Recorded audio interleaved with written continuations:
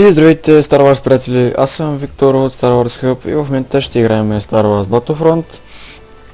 Искам да поздравя всички, които имат Season Pass или купен от външния пръстен, новия Expansion Pack от Star Wars Battlefront. Днес сме 22 марта и както ви казах, днеска вече получихме новия Expansion Pack. И ето една част, която виждате, HUD Contracts. Тук са новите неща, които са вече в играта, обаче за да ги получите трябва да сте направили задължително този договор. Това са HUD Contracts, това са договорите на Jabba the Hutt, на Jabba, и тук ви изписва какво трябва да направите, обаче преди това трябва да го купите. И кои са новите неща? Това е DA-18, пистолетът, с който Люк Скайуокър влезе в двореца на Jabba, където Хан Соло е замразен. Това е DLT 19 Higgs, това е нормално DLT, обаче с скоп, това е вече нещо като снайпер. Това е Railby V10, това е оръжието, което е използвал този Боск, той е един от ловиците на глави в Star Wars. Това е DT-12, това е оръжието на Гридо, както знаете от трейлера, мощно оръжие. Това е Adrenaline Steam, това е новият ред, за който ви говорих, който ви връща живот в критични ситуации. Това е Dioxis Grenade, това е тази отровна граната, за която говорихме, която прави малко поле с зелен газ, който е отровен. А това е Scattergun. Scattergun е много мощно оръжие, което пробива през Personal Shield и директно му прави Penetration и го убива. Имаме и нов скин при ребелите, това е Weakway, или не знам как се изговаря, той е вече на ранг 60. Трябваме 60 ранг, за да го взема. Вече не сме до 50 ранга, сме до 60 хора. И скина наистина изглежда много яко. Поне мен ме радва. И вече има ново меню в мултиплеер. Вече може да търсите отделно за 40 човека игра, за 12 човека или някакви модове с герои. И тук излизат с различните изпеншен пакове, които искате да играете. И например цъкате Outer Rim. И в момента ви търси нещо на мап, който е единствено и само базирано на маповете на външния пръстен. И в момента ще играем на гаража на Jabba, на двореца на Jabba. Това е един от 4 нови мапа, които са добавени вече нови в играта. За сега само този съм играл, който сега ще играем, за първ път ще го играя. И да се надяваме, че ще е яко. В момента ще играем и даже на новия геймод, който излезе в играта, който е Extraction. Extraction сега ще разберете какво представлява. Интересен геймод е, като в момента ще го играя за пръв път. Само ще стоя за малко в това положение, за да може евентуално да видя. Ето тук ми зати договорите на Jabba the Hutt. Ще постоя за малко така, евентуално ако ми се оправи малко лага. И мисля, че вече се оправям. Това, което го виждате, би трябвало в момента да е нещо във вътрешността на гаража на Jabba. И евентуално тук трябва да дойде този товар, който трябва да го донесем. Той изписва Extraction Point. Ау! Флаш гранит, нищо не виждам. Добре. В момента те преди малко са почнали играта, колкото виждам. Имаме време от 3 минути. Ето този товар да стигне до Extraction Point, който трябва да бъде. Достатъчно време мисля, така че не мисля, че ще имаме проблем. Пък той май е почти до... Това всъщност е първи Extraction Point, хора, пък те общо са 3. И... така. Мертво сгубихме. В момента съм с на Boba Fett оръжието, както виждате, Burst Rifle и 13 мисля, че беше, който е едно яко оръжие. Тук вече виждате гаража на Jabba. Това вече е той. Тук има един обаче, който спря придвижването на товара. И сега ще покажа един интересен метод, с който може да играете този мап. Може да играете с помпата всъщност. Помпата, между другото, е много полезна, доколкото гледах клипчета в един от новите мапове, който е вътре в двореца на Jabba. Наистина е много полезен и наистина ви препоръчвам да играете с помпата на този мап. Да видим дали тук ще не свърши добра работа. Ако и тук не свърши, значи и тук ще можем да го играем с това оръжие.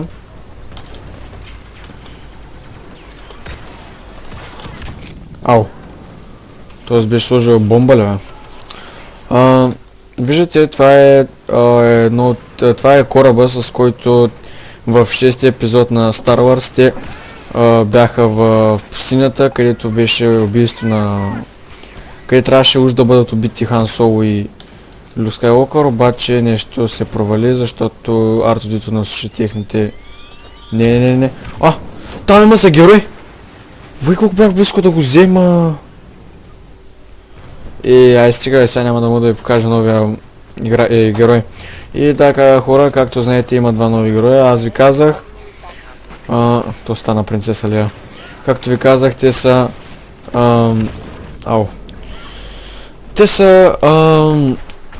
Най-Нъп и Гридо. Гридо от лошата, Най-Нъп е от нашата... Най-Нъп прилича на Солостянец, а Гридо всъщност си е Родянец. Той всъщност и оня си е... както казах, такъв... Солостянец, да.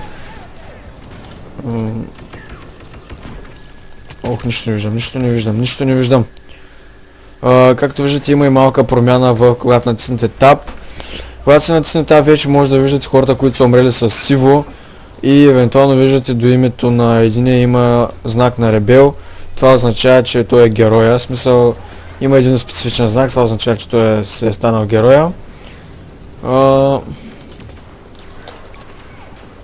Полезни са тези неща в момента, които са ги добавили в играта. Според мене.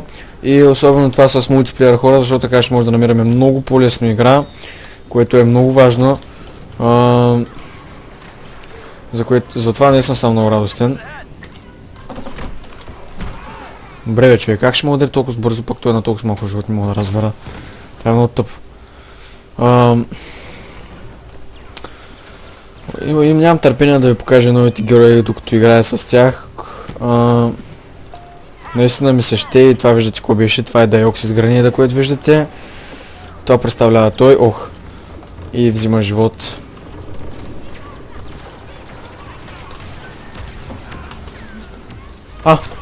Ето кой изписва Гридо и за About to Fire. Това е един от новите абилитета на...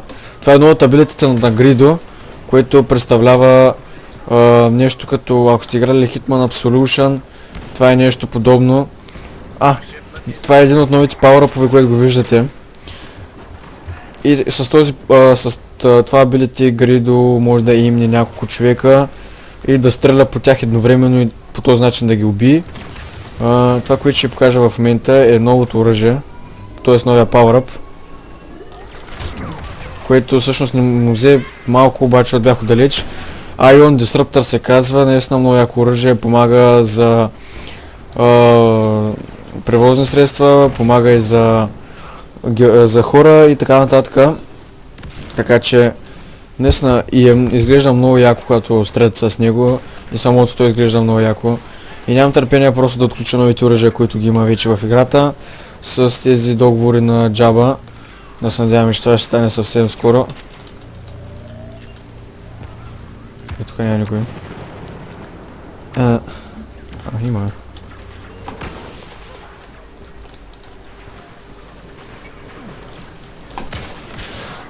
Той пък ме отцеля с Cycle Rifle. Нищо. Явно той вече е отключил Дайоксис Гранида и доста хора са го отключили. После трябва да взема някакъв пистол бластер, за да може да успея да отключа новия пистолет в играта. Един от новите пистолети, те са два по принцип. И да се надявам, че един от тях ще успея да го отключа.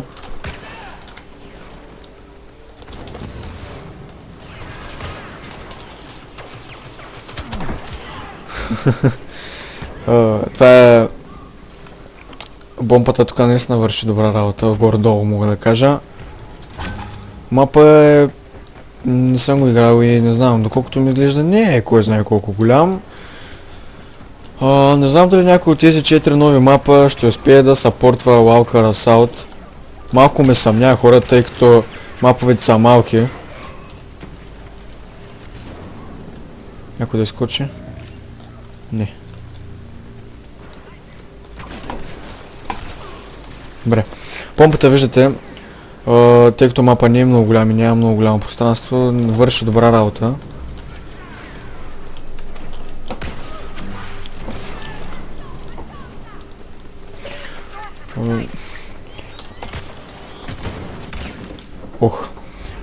Откакто ги има тези мапове, помпата наистина започна да стане едно оръжие, което е използвано от бая хора. И мисля, че това е една от целта на тези мапове, защото помпата не беше много играно оръжие и поне аз така си го обяснявам. Не знам, може и да не е точно така, защото може просто хората да искат да използват повече. Ама наистина на такива разстояния помпата си върши ролята както трябва и наистина не е зле. Поне за мен е много полезна на този етап и да се надяваме, че ще продължава да бъде полезна.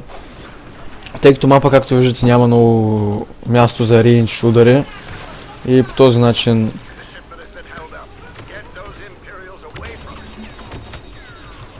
така.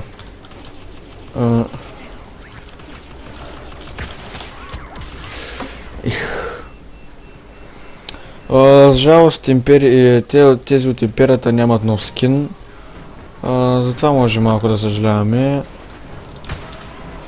Но не е кой знае какво, поне ребелите имат и доколкото виждам май няма да успеем да спечелим тази игра. А не, ще успеем май. Малко трябва да измине, за да стигне до Extraction Point и евентуално да получим бонус време. Но имаме само 30 секунди, а през това време ние трябва да го поддържаме без да спира.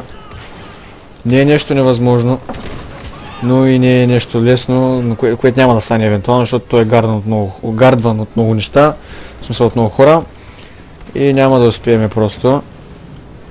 В тези мапове не е много лесно да се използва jetpack, тъй като, както ви казах, мапа е малък. Да, няма да успеем, хора. И това ще ни е първата игра на Outer Rim DLC-то. Да се надявам, че този епизод ви е харесал, хора. Загубихме тази игра, но да се надяваме, че по-нататък ще правим повече победи. За жалост, първата ни игра ще бъде загуба, но това няма голямо значение, защото... А, не! Има шанс да не е загуба. А, не, загуба е. Еми... Това ме изхвърля от сървъра. Надявам ви харесва този епизод, хора. Може да се абонирате да харесате клипа и очаквайте още много геймплейове на Star Wars Battlefront, не само на новия expansion pack, на много други неща. Но да ви харесва този епизод, хора, и нека силата бъде с вас.